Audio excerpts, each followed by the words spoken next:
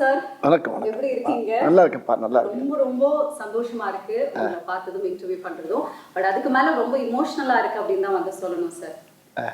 ஏன் அப்படின்னா என்னோட வாழ்க்கையில ஒவ்வொரு நாளுமே உங்களை கடந்து போகவே போகாது. ஏன்னு கேளுங்க. ஏன் அப்படின்னா ஏதாவது ரொம்ப கஷ்டம் இருங்க, ஏன்னு கேட்டுக்கிறேன். ஏன் அப்படின்னா ஏதாவது ரொம்ப கஷ்டமா இருந்தாலும் ஃபர்ஸ்ட் எடுத்து உங்களோட காமெடி சீன்ஸ் பார்ப்பேன். மனசு அப்படியே கொஞ்சம் எதமா வந்துட்டு இருக்கு. போன் எடுத்து யாருக்கிட்டையும் சேட் பண்ணாலும் நாங்க யூஸ் பண்ற ஜிஃப் ஸ்டிக்கரும் உங்களோடது தான். எந்த மீம்ஸ்னாலும் அதுலயும் நீங்க இருப்பீங்க. யாருக்கிட்டையும் போன் பேசினாலும் டைலாகும் உங்களோட தான் சார் வருது. ஸோ எங்களோட ஒவ்வொரு நாளுமே நீங்க எங்க கூட எப்பவுமே இருக்கீங்க. ரொம்ப சந்தோஷமா இருக்கிறதுக்கான காரணமும் நீங்க தான் சார். எனக்கு மட்டும் கிடையாது, நிறைய பேருக்கு இந்த மாதிரி வந்துட்டு இருக்கும். ஆமால பாருங்க, எல்லாருக்குமே அப்படிதான் இருக்கு. அதுக்கு ரொம்ப ரொம்ப பெரிய நன்றிகள். தேங்க்யூ டியா.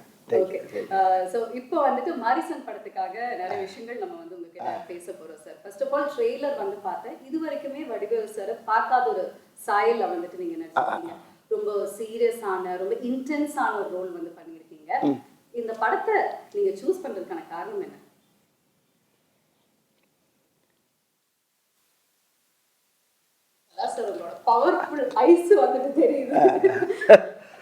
அதாவது நான் எத்தனையோ கதைகள் கேட்டிருக்கேன்.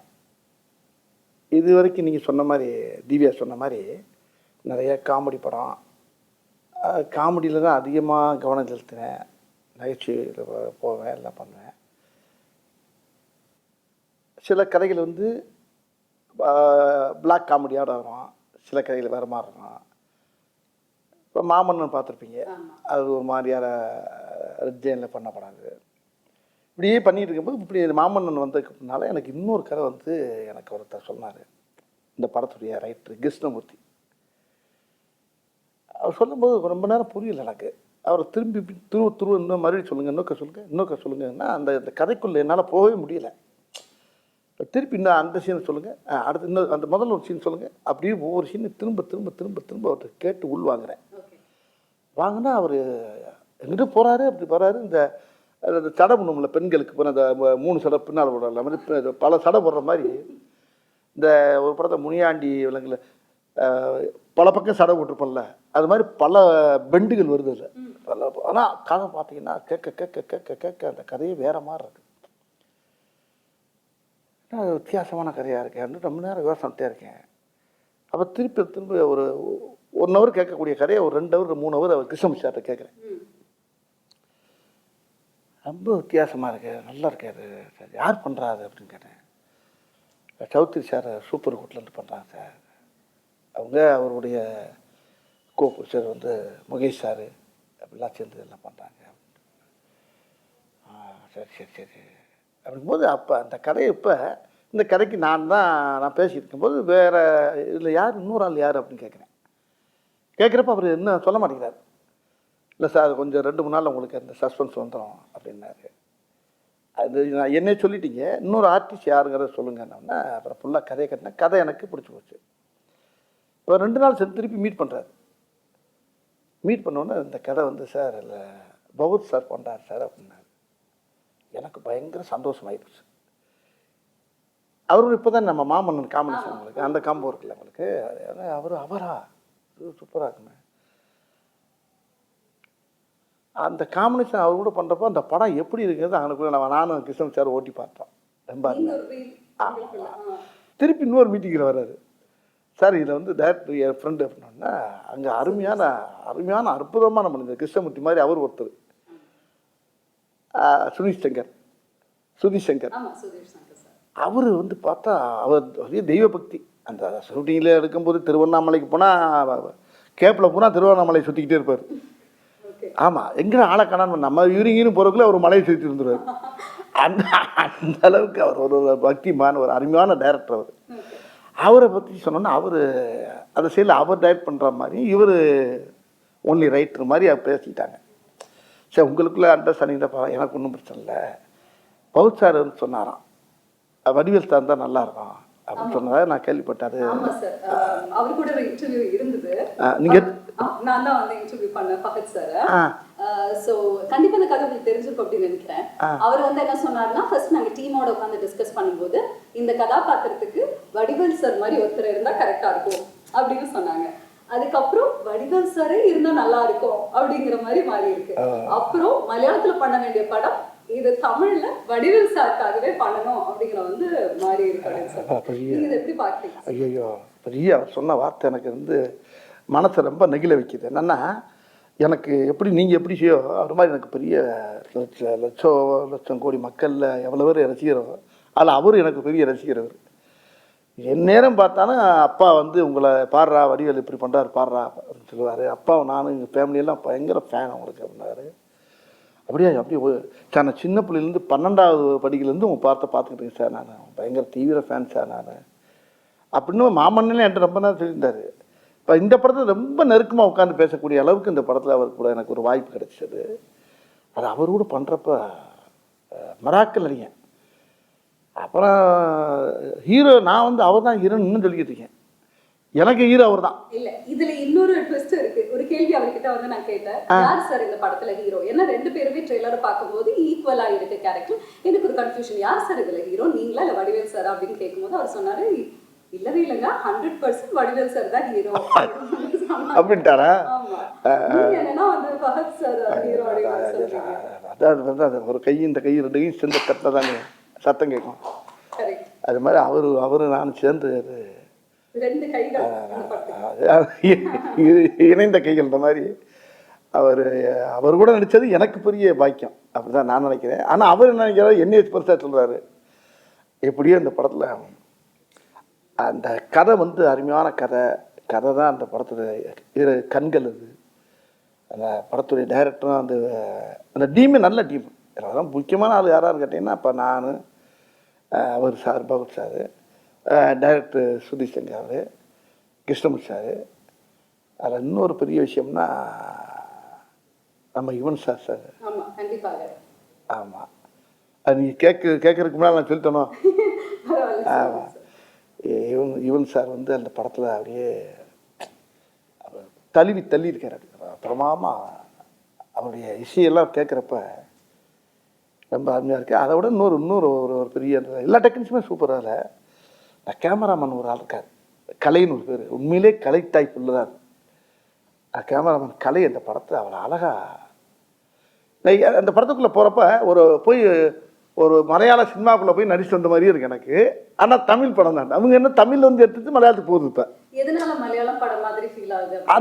அவங்க அந்த கதையுடைய போக்கு அது எல்லாம் பார்த்தா ரொம்ப நேச்சுரலாக இருக்குது. அந்த லொக்கேஷனுக்கு போனப்போ எல்லாம் நான் கேரளா போயிட்டு வர மாதிரியே இருக்கும். நம்ம ஊரில் தான் எடுக்கிறாங்க எல்லாம். எந்த லொக்கேஷன்ல? இல்லை அம்பாசமுத்திரம் எங்கிட்ட இங்கே போகிறாங்க, இங்கே திருவண்ணாமலை போகிறாங்க. போனால் ஒவ்வொரு லொக்கேஷன் பார்த்தீங்கன்னா இங்கே ஒரு 35 கிலோமீட்டர் 40 கிலோமீட்டர் மலைக்கு அடியில் அடிவாரம் யானை வர்ற ஏரியா அங்கிட்ட தான் போய் எடுக்கிறது. ஆனால் பார்த்தா அப்படியே அந்த கதைக்கும் அந்த கதையோடு சேர்ந்து பொருள் பார்த்துங்க அந்த லொக்கேஷன். அது அப்போ ஆர்டிஸ்ட் வேலை செய்யவே ஆசையாக இருக்கும். அப்படி ஒரு அழகான ஒரு படம், மக்களுக்கு ரொம்ப கண்டிப்பா ட்ரெய்லர்ல பார்க்கும்போதே அவ்வளோ ஃப்ரெஷ்ஷாக இருக்கு, அழகா இருக்கு. அதுல எல்லா பேருமே உள்ள ஆடியன்ஸே கதைக்குள்ளே வந்துட்டு தான் பண்ண படத்தை வெளியே போக முடியும். இன்டர்வல் தான் உள்ள போக முடியும். அது வரைக்கும் கதைக்குள்ளேயே வந்துடுவாங்க எல்லாரும். அப்படி அந்த கதை அந்த ஈர்ப்பு அது எனக்கே ஒரு பெரிய வாழ்க்கையில் கிடைச்ச ஒரு புது அனுபவமாக இருக்கு எனக்கு. Super sir. சரி, இந்த கதை இந்த வடிவில் நான் பார்த்தது இல்லை. ஆமாவா? நான் ஃபஸ்ட்டு வந்தோன்னே எனக்கு இந்த கதையை கட்டு சரி என்ன இது காஸ்டியூம் சார் அப்படின்னு. அப்போ கிருஷ்ணமூர்த்தி சார் தான் வந்தார், ரைட்ரு.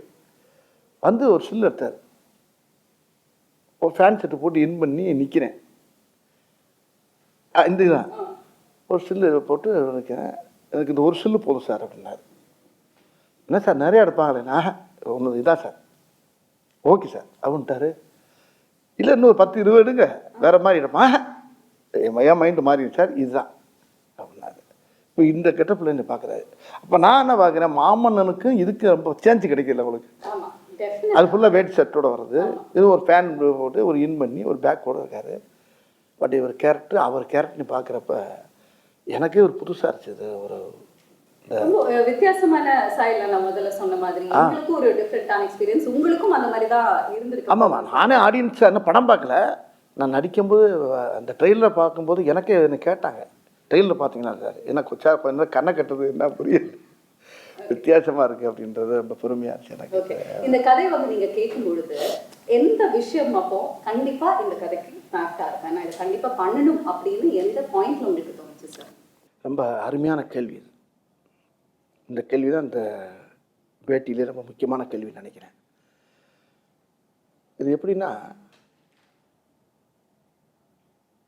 இன்னைக்கு இருக்க காலகட்டம், இந்த இந்த நிகழ்காலங்கள் இன்னைக்கு இருக்க, நம்ம இதுக்கு முன்னால் இருக்கிறது வேற மாதிரி இருந்துச்சு, நம்ம வேற மாதிரி பண்ணோங்கிறதெல்லாம் வர விஷயம். இன்னைக்கு காலங்களில் இன்னைக்கு இருக்க இளைஞர்கள் மத்தியில் இன்னைக்கு நிறைய இன்னைக்கு வந்து இந்த இந்த இந்த கதை ரொம்ப ஒரு சமூக விழிப்புணர்வை ஏற்றக்கூடிய சொல்கிற அளவுக்கு இந்த கதையில் அந்த திரைக்கதை அமைஞ்சிருக்கு. ஆமாம், பொதுவாகவே இப்போ நானும் ஹீரோ கிடையாது, யாரும் கிடையாது கூட வச்சுக்கோங்க, இந்த கதை தான் ஹீரோ. அவ்வளோ அற்புதமான விஷயத்த டைரக்டரும் கதாசிரியர் இந்த படத்தை ரொம்ப அருமையாக இயக்கியிருக்காங்க. ரொம்ப முக்கியமான விஷயம் என்னென்னா, மக்கள் இந்த படத்தை பார்க்குறப்ப ஒரு ரொம்ப பேருக்கு ஒரு பெரிய விழிப்புணர்வாக இருக்கும். அது ஒன்று. இதில் நடிச்சிருக்க ஆர்டிஸ்ட் அத்தனை பேருமே இந்த கதையோடு நல்லா பின்னி பிணைஞ்சிட்டாங்க. எல்லா பேருமே. இதில் பவுட் சார் கிடச்சது வந்து இந்த படத்துக்கு அது இன்னும் மெருகேற்றி இருக்குது. அதுதான் இன்னொன்று தியா அந்த இப்போ இந்த ட்ரெய்லரை பார்த்து எல்லோரும் ஆளுக்கு ஒரு கதை எழுதுறாங்க, ஒவ்வொரு கதையாக எழுதிட்டு வர்றாங்க. இப்போ அந்த கதையில் 4-5 கதை எங்களுக்கு கிடச்சிருக்கு. அதே டைரக்டர் ஆட்டையை போட்டு பண்ணலாம்னு இருக்காரு மறுபடியும். ஆமாம், செகண்ட் பார்ட், தேர்ட் பார்ட்னு இல்லை அவங்க சொன்னது அது புதுசாக இருக்குது, அது ரொம்ப இன்ட்ரெஸ்டிங்காக இருக்குது. ஓகே, ட்ரெய்லரை வச்சு அவங்க ஒரு கதை சொல்லிட்டு இருக்காங்க. இது நல்லா இருக்கே, இது அது இது அதோட இது ஒரு ஒவ்வொன்றும் ஒரு மாதிரியாக இருக்குது. ஆனால் அந்த கதையில் இருக்க விஷயங்கள் வந்து மக்களுக்கு ரொம்ப படமாக நீங்கள் பார்க்குறப்ப ஆடியன்ஸ் எந்திரிச்சு கை தட்டுற அளவுக்கு அந்த படம் அந்த சமூக இயக்கியிருக்காங்க. இருக்கு. ஆமாம், இந்த படத்துல சஸ்பென்ஸாவும் நிறைய விஷயங்கள் பொறுத்து வந்து பார்க்கணும். ஓகே, நீங்க இந்த படத்துல நடிச்ச நடிகர்கள் பத்தி சொன்னீங்க. முக்கியமா நம்ம கோவை சரளமாவும் வந்து நடிச்சிருக்காங்க. உங்களோட காம்பினேஷன் பல வருடங்கள் கழிச்சு ஸ்கிரீன்ல பாக்குறேன். அவங்க கூட சேர்ந்து இல்லைனாலுமே இந்த படத்துல அவங்க ஒரு வித்தியாசமான கேரக்டர் அவங்க பண்ணியிருக்காங்கல்ல, ரொம்ப சீரியஸாக பண்ணியிருக்காங்க. அவங்க ரொம்ப நல்லா பண்ணியிருக்காங்க. அவங்க சும்மாவே அவங்க வந்து பிறவி ஆர்டிஸ்ட். அவங்கள சொல்லவா வேணும் உங்களுக்கு.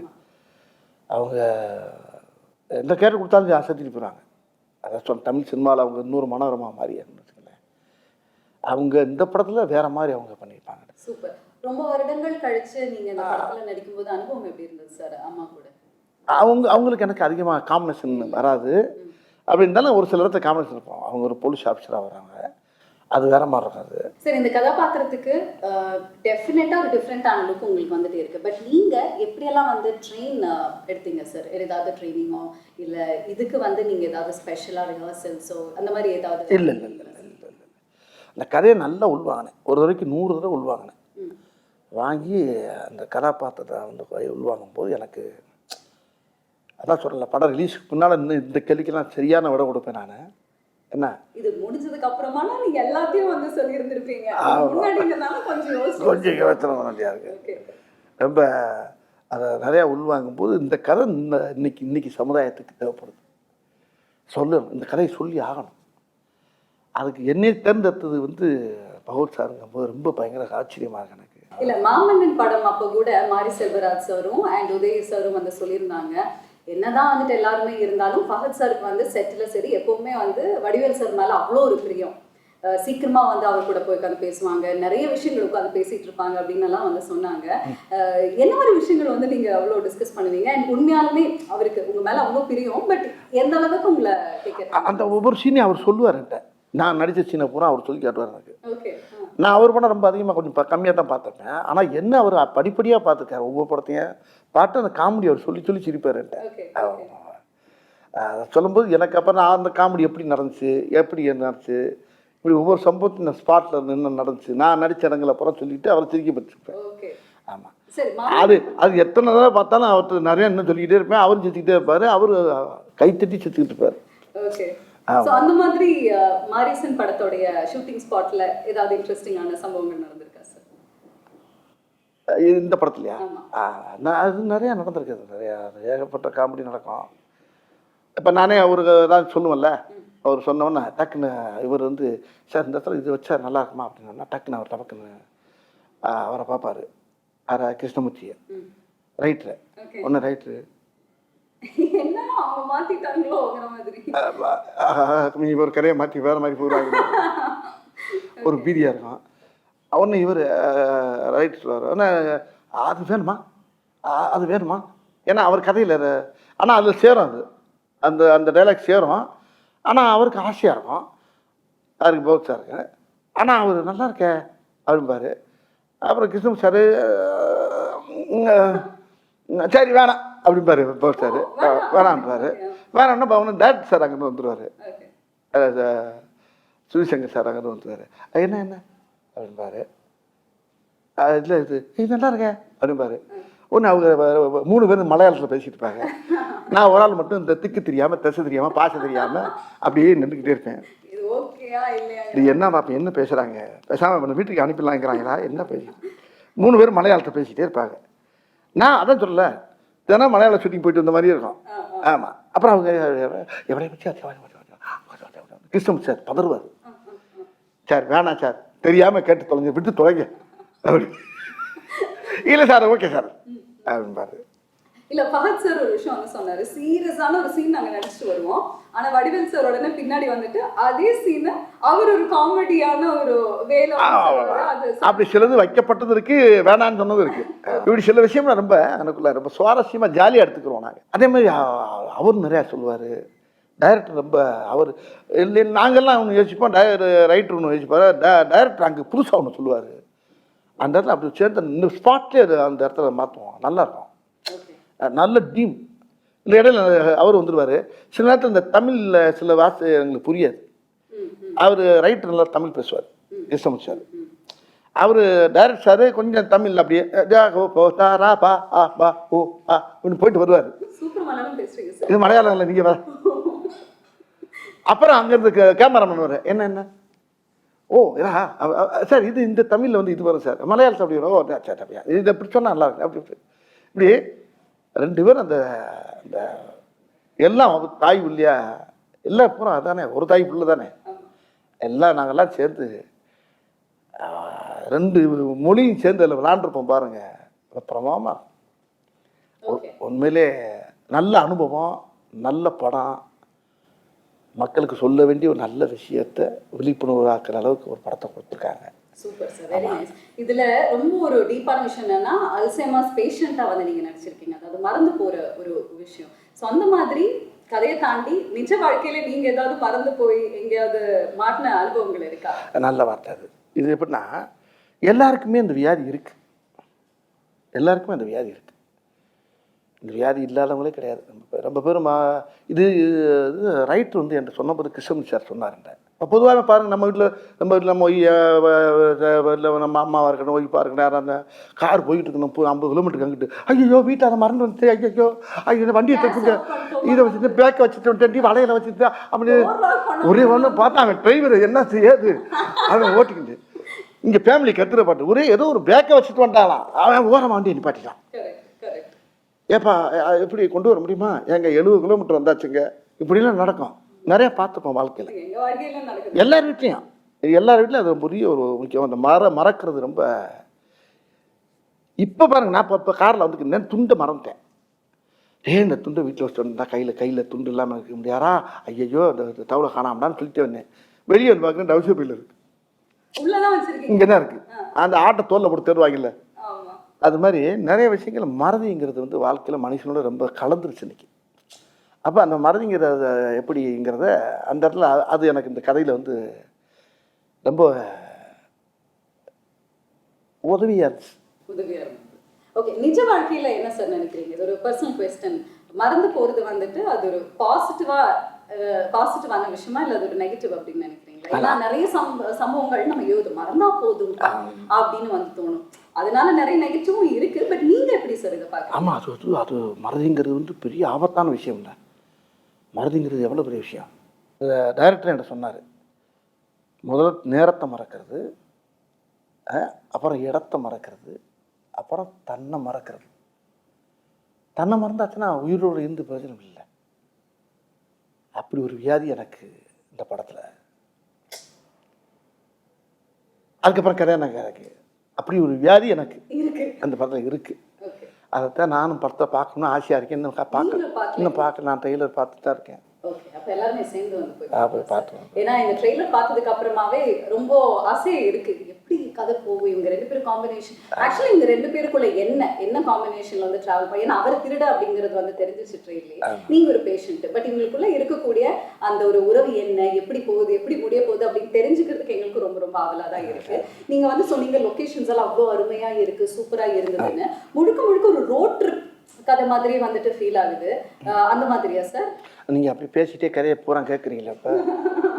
ஆமாம், படம் பாருங்க. படத்தை பார்த்துட்டு அடுத்து இன்னொரு பேட்டி இருக்குல்ல, வெற்றி விழாவில் இருக்குல்ல, இப்போ இன்னொரு விஷயம் என்னன்னா, இப்போ சௌத்ரி சார் எனக்கு பேசினார். இப்போ உங்களை பேசுறதுக்கு முன்னால் என்கிட்ட பேசினார். இந்த படத்துடைய producer super good Choudary sir பேசினார்.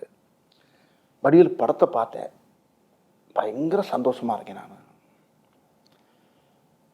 ஆனால் என்ன சௌத்ரி சார் என்ன ராமாவடியில் 98வது படம் அது. எனக்கு ரொம்ப ரொம்ப ரொம்ப ரொம்ப ஹாப்பியாக இருக்கேன் ஐயா நான். ஆமாம், நல்லா பண்ணியிருக்கேன், பகுத்து எல்லாமே நல்லா பண்ணியிருக்கீங்க. நான் சொன்னேன், தமிழ் சினிமாவுடைய ஜாம்பவான நீங்கள் தான். ஒரு கதையை செலக்ட் பண்ணால் சாமானியமாக செலக்ட் பண்ணி அதை வந்து ஓகே சொல்ல மாட்டேங்க. அப்படியே ஓகே சொன்னாலும் ஒரு ஆளை கூப்பிட்டு பாராட்டுறது ரொம்ப ரேர் எனக்கு தெரிய. ஆமையா, உனக்கு தெரியுமில்ல என்னை பற்றி, நான் உன்னை கூப்பிட்டு பாராட்டுறேன்னா எனக்கு அவ்வளோ பாராட்டுன்னு 2 நாளாக உங்கள் நம்பரை கேட்டு நான் பேசி தேடி ஒரு கேட்டுக்கிட்டேன். அதனால ஒன்றே பிடிக்க முடியல, நீ கொஞ்சம் பிஸியாக இருந்த ஒரு அப்படின்னாரு. அப்போ நான் அந்த பிரபுதேவா படத்தில் டிஸ்கஷனில் நானும் போய் கொஞ்சம் கலந்து போய்கிட்டு இருக்கேன். பவர் நானும் பண்ணுறேன் ஒரு படம். ஆமாம் ஆமாண்ணே, ஆமாம் ரொம்ப நல்லா இருக்க முடியல. அது பெருவாயால் சொல்கிறது வந்து பெரிய தேசிய அவார்டு கிடைச்ச மாதிரி எனக்கு. அந்த படத்தை அவர் பாராட்டினது தான் எனக்கு வந்து பெரிய வெற்றி இந்த படத்தை. சரி, இந்த படத்துல இருந்து மக்கள் வீட்டுக்கு போகும் பொழுது என்ன மாதிரி ஒரு எக்ஸ்பீரியன்ஸ் இருக்கும்னு நினைக்கிறீங்க? அப்போதான் முழுமையாக ஏற்றுக்குறாங்க அந்த படத்தை. படத்தை ரொம்ப ரசிப்பாங்க. இந்த அதெல்லாம் சொல்லலை, இந்த படம் வந்து முக்கியமாக அன்றைக்கி வந்து ஜனங்கள் மத்தியில் அது வந்து ரொம்ப பெரிய உஷாரம் உண்டாக்கும். ஜனங்கள் மத்தியில் ஒரு விழிப்புணர்வு வரும், பெரிய உஷாரம் உண்டாக்கும், பெரிய ஒரு மாதிரியான ஒரு படம் அது. காத்திருப்போம். அண்ட் உங்களுக்கு மாரிசன் படம் எந்த அளவுக்கு ஸ்பெஷல்? மாரிசன்ற டைட்டில் எனக்கு ரொம்ப வித்தியாசமாக இருந்துச்சு. டைட்டில் என்ன வச்சுருங்கன்றப்ப அப்போ டைரக்டர் இவரும் சேர்ந்துருந்தாங்க மாரிசன். மாரிசன்கிறது மீனிங் என்னன்னு கேட்டேன் நான். அதுக்கு மீனிங் சொன்னார். அதுவும் அந்த ராமாயணத்தில் வந்து அந்த சீதையை கடத்தும் போது மானா மாறி உள்ளே போவோம்ல, அந்த கேரக்டர், அது பேர் தான் மாரிசன்னார். இதெல்லாம் எனக்கு தெரியாது, நான் ராமாயணம்லாம் படிக்கலாமா. அவர் சொன்னார் அந்த அந்த டைட்டிலுக்கு இந்த கதைக்கு என்னங்க போனால் இந்த டைட்டிலை வச்சு கதை கேட்டேன் நான். அப்போ நீ கேட்ட கேள்வி என்ன அதான் கேட்டீங்க. இப்போ நீங்கள் கேட்டது இந்த படம் ரொம்ப சிறப்பு. அதான் அந்த டைட்டிலுக்கு ஏற்ற அந்த கதை வந்து ரொம்ப ஆப்டாக இருந்துச்சு. அந்த கதை அது ரொம்ப என்னை ரொம்ப பாதிச்சிருக்கு. இந்த படம் எனக்கு ரொம்ப பிடிச்ச கதை. ரொம்ப என் வாழ்க்கையிலே இது பெரிய வரலாறு மாதிரி இருக்குன்னு நினச்சிங்களேன். எனக்கு இது பெரிய ஒரு பெரிய மைல்கல். இது எத்தனையோ படம் வரிசையாக பண்ணிகிட்டே வந்திருக்கேன். ஒரு படத்தில் புலிகேஷ் பண்ணியிருக்கேன், அது ஒரு பெரிய படம். மாமன்னுக்கு அப்புறம் நீங்கள் ஜம்ப் பண்ணி வந்த மாரிசன். இப்போ என்ன கேட்டினா ஒவ்வொரு படமும் இப்போ எனக்கு எல்லாமே கலந்து வருது. இப்போ ஒரு கேரக்டர் ரோல் வருது. நல்ல இப்போ சுந்தர்ஜி படம் பண்ணோம்ல கேங்கர்ஸு, அது ஒரு நல்ல காமெடி படம். அது இப்படி இன்னும் மாறி ஒரு கதையை பூரா செலக்ட் பண்ணி தான் பண்ணிட்டு வரேன் நான். அந்த செலக்ஷனில் இந்த கதை வந்து எனக்கு கிடைச்ச பெரிய பாக்கியம்னு நினைக்கிறேன். கண்டிப்பாக சார். ஏன்னா இப்படி ஒரு கதாபாத்திரத்தில் உங்களை பார்த்தது கிடையாது. அது அவர் கூட அவங்க காம்பினேஷன். ஆமாம், அவர் காம்பினேஷனில் கிடைச்சது வந்து இன்னும் எனக்கு ரொம்ப சந்தோஷமாக இருக்குது. நீங்கள் 2 பேருமே அது சௌத்ரி சாருடைய தயாரிப்பில் அது நம்மளுக்கு கிடைச்சது. அந்த டீம் அவரும் பெரிய ரொம்ப சூப்பரான காம்பினேஷன் சார். ஏன்னா சுதீஷ் சார் டைரக்ஷன்ல, கிருஷ்ணமூர்த்தி சாரோடைய ரைட்டிங்ல, அண்ட் ஃபஹத் ஃபாசில் சார் கூட நீங்க இணைந்து நடிச்சிருக்க இந்த காம்பினேஷன் பார்க்கறதுக்கு ரொம்பவே அவளோட வெயிட் பண்ணிட்டு இருக்கோம். ஸோ படத்தை பார்த்ததுக்கு அப்புறமா இன்னும் நிறைய விஷயங்கள் உங்ககிட்ட வந்து பேசலாம். நன்றி, தேங்க்யூ வெரி மச் சார்.